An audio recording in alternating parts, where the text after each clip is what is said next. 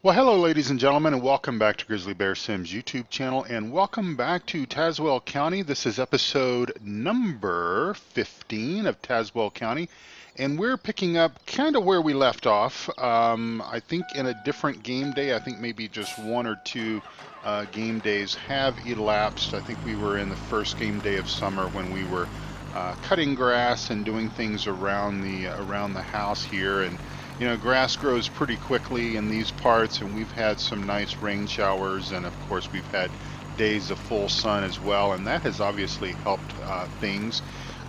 We are here, I'm just checking our inventory of liquid fertilizer. We're down less than 10,000 gallons or liters or whatever that is calculated in, most likely liters. So we're going to need to go and get some more liquid fertilizer. And I also wanted to show you one other additional farm improvement that we have done since we were last together, and it sort of stemmed from the project work that we did in the previous game day with the hay, getting the hay off the field. Of course, we pelletized some of that hay and put that into our pellet storage facility.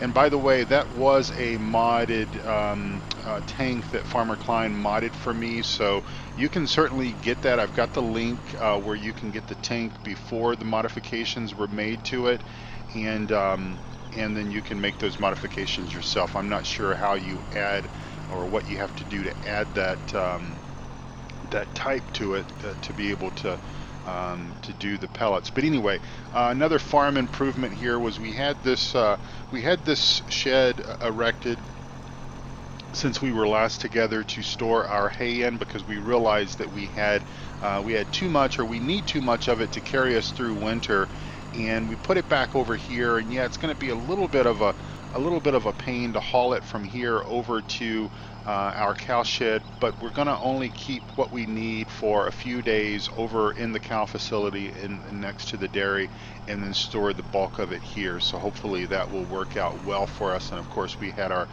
gravel crew come in and enlarge this lot here and pave that in gravel and everything. So sort of enough about that. Let's go ahead and back our truck here out of the way.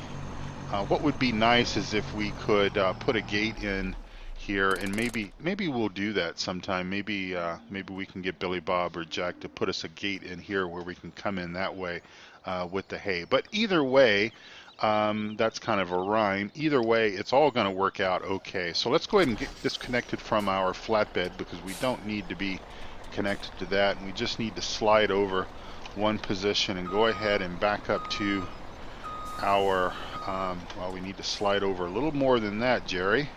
I should be a little better skilled at driving a semi, considering that I have been spending a few hours in ATS and ETS2.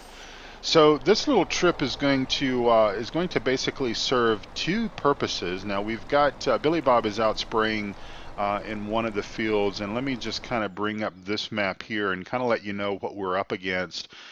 We do have quite a bit of fertilizing, spraying that we need to do over the next over the next several days, or maybe several weeks, until we get into the fall time frame where we can basically start harvesting. Now I would expect that our wheat will most likely come in first, and followed most likely by corn, since our corn crop is a little more advanced, more mature than our soybeans certainly are. And so we'll just take everything the way that we can get it, and that'll all be all right. I think we have enough fuel to make it over to the over and back, but just in case, let me just disconnect here. We've got a disconnect functionality on our semi here that, yeah, it's a little unrealistic, but it works. Let's see, I'm not close enough to the pump there. Let me just squeeze over here and see if I can hit the trigger. There we go. And we'll just put a little diesel in here and at least get us off the flashing red, because the red kind of makes me a little bit nervous, just because you never know. And that'll be enough right there. 224 gallons. If we can't get to where we need to go and back in that span of time, then maybe we don't have any business going there in the first place. Let me get the camera out of the weeds and get things back going here. So anyway, this little trip that we're going to make is going to serve two purposes. One, we're going to head over to the cellar where we buy our fertilizing supplies from, and we're going to load up this tanker full of liquid fertilizer, and that should basically give us everything that we will need to get through the rest of this this planting season. And then we'll certainly entertain getting more for any sort of, if we want to prep our fields in the late fall for early spring, get a jump on the early spring work and everything. We can kind of cross that bridge when we come to it. But the other thing is we're going to drop by our grain buyer. Now we have basically, we are contracted out to one grain buyer, and that's who we sell to. There's others in the area. Of course, that's not true. The map only has one sell point for your. And that's okay. We're in good terms with the police as well, so we just buzz through these stop signs.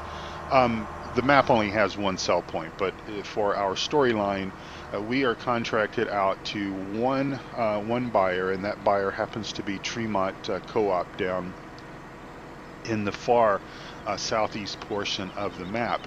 And the way that they, excuse me, the way that they handle their grain needs is, obviously, as you can tell, driving down the highway here, you're seeing fields on both sides of the highway, and all of these fields are owned by various farmers and different entities within Tazewell County and the surrounding areas. And all of these farmers are all basically working for and mostly selling their grain to the Tremont Co-op. And so what the Tremont Co-op has to kind of do is they kind of have to manage when they're getting the grain in and how much they're getting and everything. And of course, they've got access to the railroad from the co-op, and so they're putting the grain, they're more or less, well, our plan, as I've talked about before, was basically to take the grain off the fields and go and deliver it directly to Tremont Co-op. Now, as you can kind of tell, it is a little bit of a journey over here to this side of the county, and so we want to do our very best to make sure that our operation is running as efficiently as possible. And then the other thing is that we have to make sure that we manage correctly, is to make sure that we're not flooding Tremont Co-op with too much material, because obviously they have a limited capacity on what they can hold, and keeping in mind that they've got multiple farmers are delivering their grains, and all these fields are more or less coming in around the same time, and so they've got to manage us a little bit smart. They've got to be smart about the management of buying the grain and everything from us. And so so what we're going to do is we're going to go over and we're going to get some liquid fertilizer. We're probably going to dump the trailer there. We're going to drive over to the co-op, which is just a little bit down the road from the fertilized dealership, and then we're going to take a look at their Tremont Co-op solution to help us in managing our material as it's coming off of the field. In other words, we don't have the storage capacity in our small little silo to hold everything that we have planted this season. We just simply don't. We're certainly hoping for a major bumper crop, and of course that is going to be what's going to be paying the bills and all that kind of stuff. And so our fingers are crossed that we're going to have way more material than what even the co-op wants, but of course they'll buy it, every bit that we get, just simply because well, obviously they're taking it and selling it different places and everything as well. And of course, like I said, the train, the railroad, the railroad comes through here, and the co-op loads everything onto the rail cars, and it goes all over the, all over the country, all over the nation.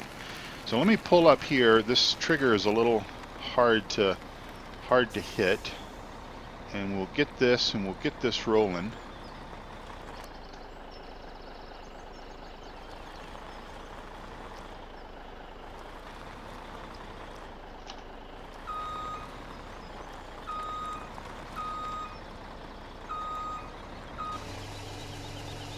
All right, there we go. It's kind of in the middle of the tank there. So what we'll do is we're going to fill this guy up here, and we'll roll the trailer off the area here. We will disconnect, and then we're just going to drive over to the co-op. It's just right over there, and take a look at what their solution is. Now, I had never heard of this concept, and of course I talked about this in my recent Midtown USA video about the whole mother bin concept, and so I had never really heard of that. I'd never seen these types of auger wagons used in the farm videos that I watch on YouTube, the Real Life USA farm videos. Now, I've seen these in use in some of the big farms down in Australia, and I think that pretty much the version that we have, and I think there's another version on the Mod Hub, is more or less mirrored after an Australian type mother bin. But I did do some research, and there is a company that is making mother bins up in, I believe, South Dakota or North Dakota, one of the two Dakotas. There, if you Google mother bin USA, I think that you'll find the company, and it slips out of my memory as far as who the company is and what the name was. But anyway, they are making these. Maybe not quite as large as what the mod is that we may be using here on this map, but the concept will more or less be the same. So okay, we've got 30,000 liters of magical grow sauce here. So we're going to just basically bring this thing here out of the way a little ways. Hopefully it'll be out of the way. And we are going to disconnect our trailer using our fancy automatic disconnect, a fifth wheel disconnect from the cab of our truck. It's a magical thing, don't you know? And so we're just going to drive over here to the co-op and take a look at this solution that they have. Now again, because they're managing more or less, we're all contracted to sell to them.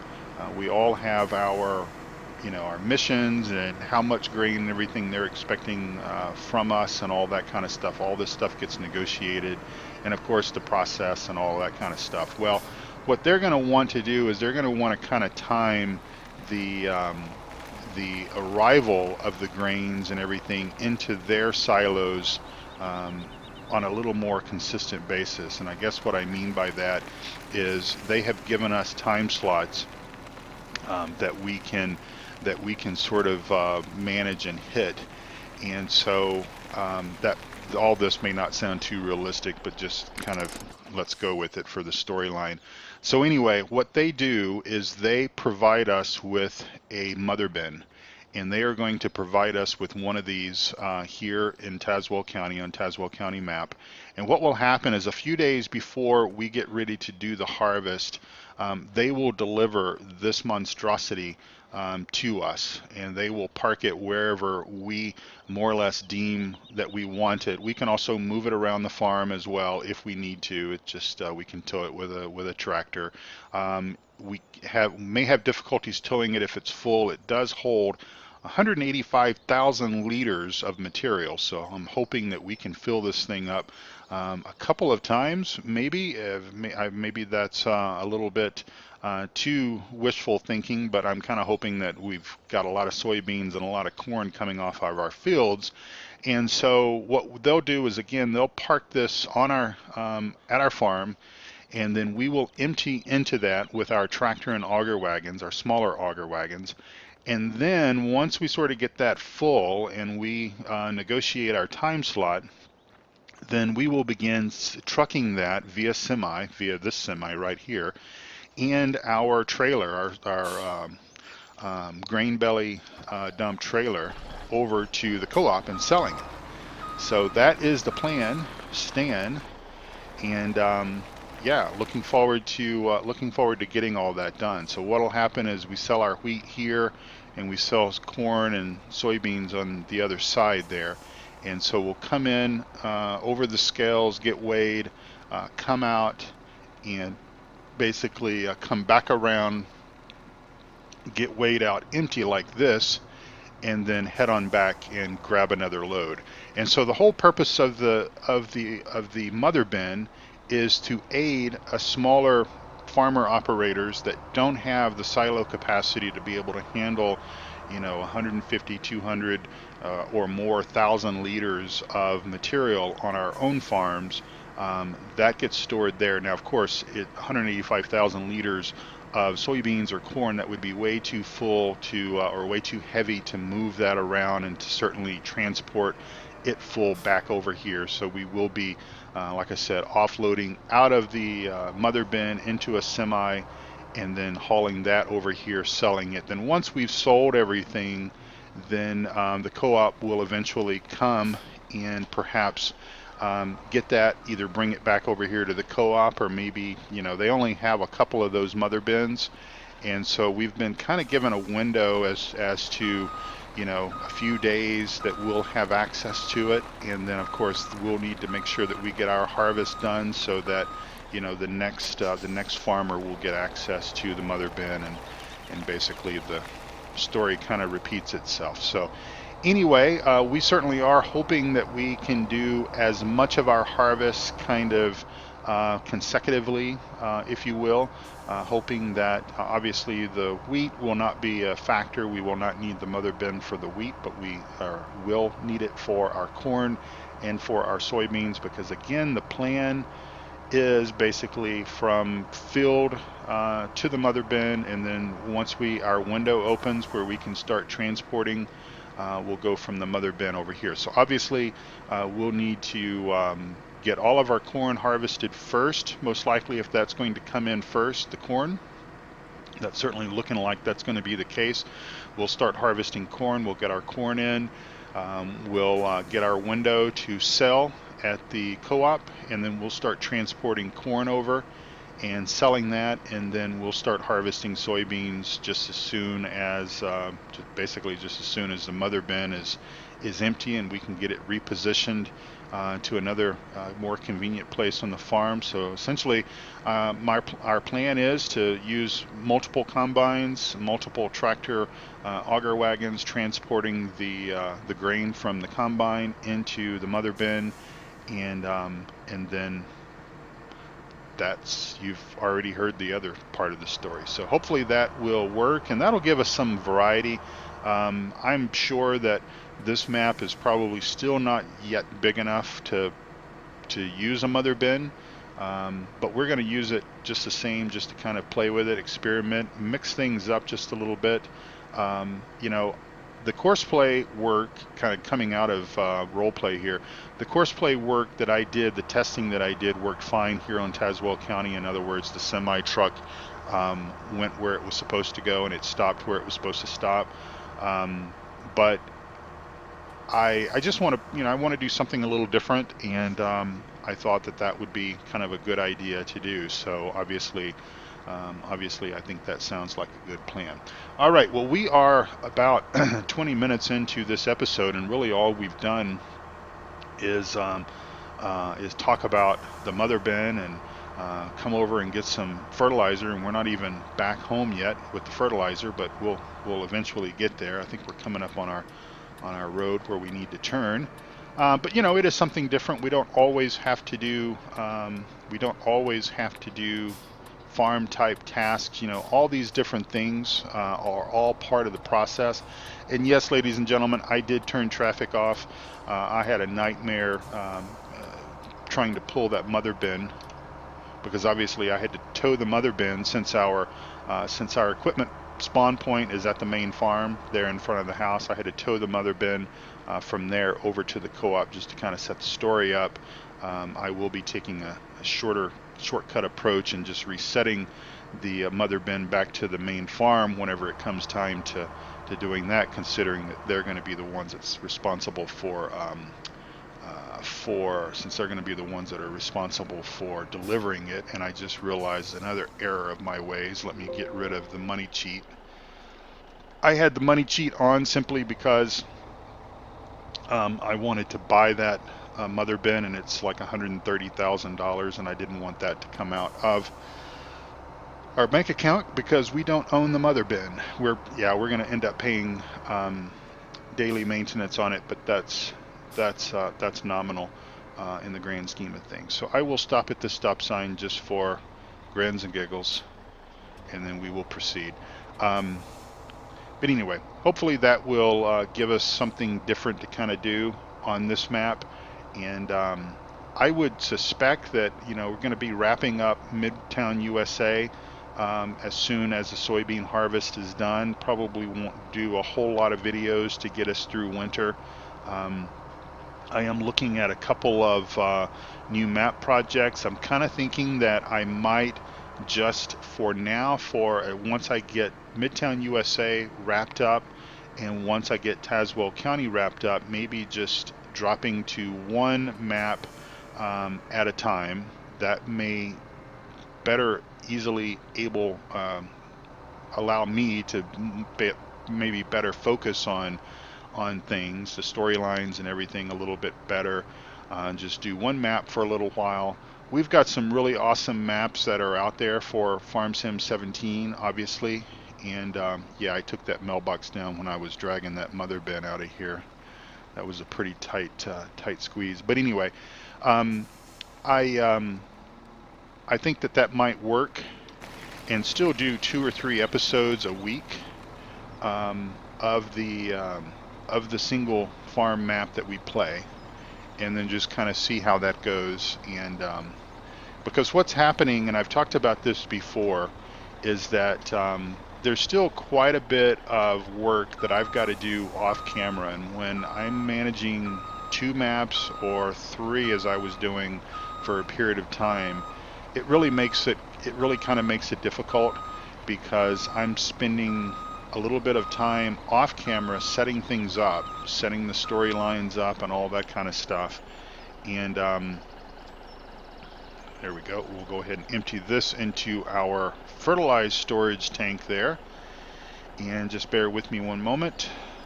And I'm back with you, and we're just going to do I don't know what that jump was for there, but we're going to make this our screenshot and do that.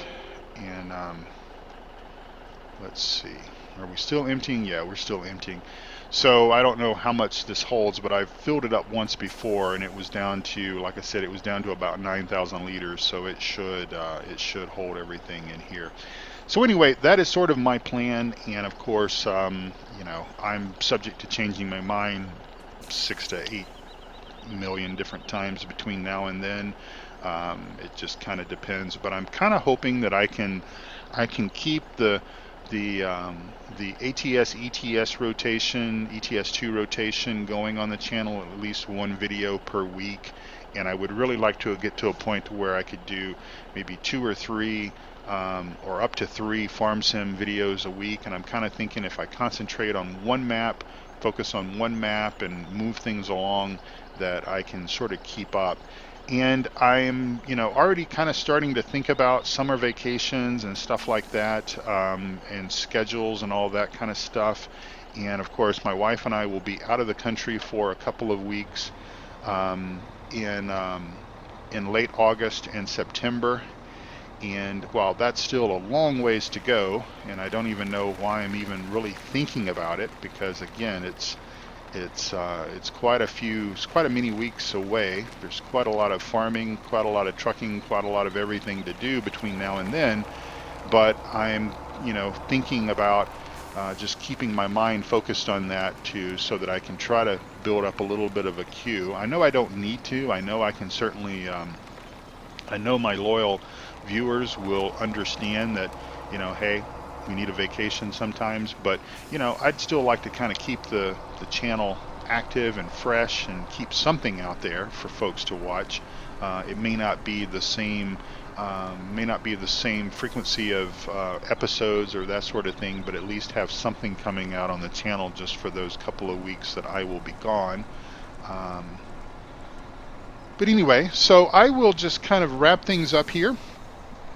Most likely when we come back together for episode number 26, we're going to still need to do some